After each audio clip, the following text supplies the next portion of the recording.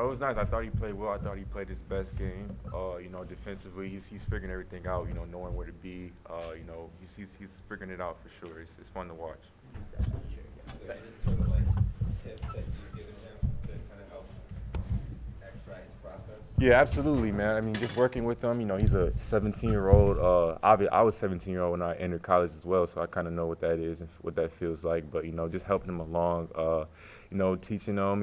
He's a very good listener. He always open to criticism. And he's very very passionate about the game. So it's easy to get to him, and he'll make the changes that you ask him to. Was it tough to come out after such an emotional game against GCE to kind of come back out on Sunday against an opponent nobody talks much about and just kind of get going again? You're right. It is very difficult, but it's going to happen. These games like this are going to happen. I think as leaders, as seniors on the team, I think we did a poor job of getting our guys ready. We didn't come out the way we should have, especially in the second half, to start the second half. But it's a little bit harder. Obviously, you play such a hype game. 13,000 people, GCU. It was very fun. But at the same time, you're going to have games like this where you have to win them, and you got to lock back in and be mature about it.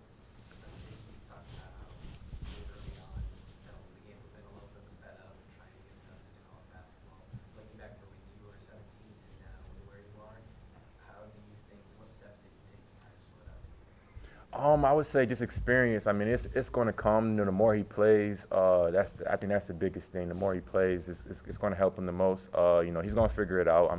I have no doubt about that. So I think this experience is the biggest thing. How challenging is it in a game like this to get a win when you guys turn the ball over in the number that you were? I mean, it's very challenging. I know we were in a dogfight. Probably I don't know when it was 6 minutes on. We went on a big run to end the game, but it's very challenging. It's something that we play a higher opponent. I don't feel like it's going to work in our favor, so we're going to have to correct those things. Basheer, it felt like every time you guys needed a bucket, it was going to you in the mid post with your back to the basket. Is that something that you work on consistently, and why is that something that you want to go to all the time when you get a chance to? Yeah, I mean it's part of my game. I had the matchup I wanted, so I knew that I was favored in that matchup. I knew they're going to be helping and stuff. I got to do a better job of finding my teammates out of that. But I knew I had the favorable matchup, so I was just trying to be aggressive. Is coach calling up those plays for you in particular, out of those out of bounds sideline out of bounds plays? Yeah, he saw the mismatch, and he wanted to go to it for sure. It seemed like the press jump-started you guys a little bit in the first half. That's been kind of a hallmark of Bobby Hurley. What do you thought about the press that he runs and you guys' ability and things like that? Yeah, I think it's something we can go to. When we want to speed them up, we feel like they are. We can turn them over. I think it's something we can go to. I think it would be good for us to throw a fastball or a curveball at them. How have you been able to translate your game so fluently into this new system? It's taking some time. The first couple of games were rough for me. I'm still trying to find a way, to be better for my teammates. So, I mean, it's just adjusting, adjusting to the new environment, new system. It's all an adjustment. But you're obviously you're a veteran. You've seen a lot of highs and lows with teams with yourself.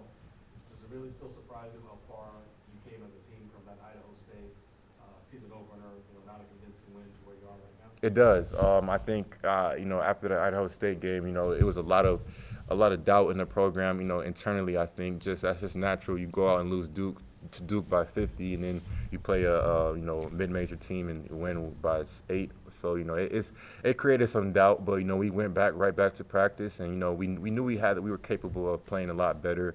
We know we had the pieces to be very good. So I knew we had that. I was concerned about how those pieces were going to fit together, and I think it's coming along.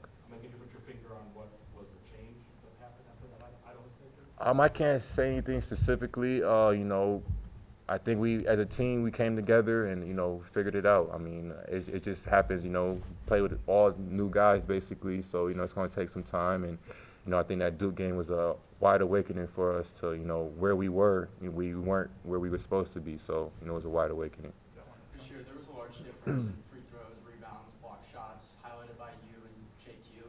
How important was it tonight that you guys were able to dominate inside when they were shooting so much from that side? Yeah, I mean, this is a matchup.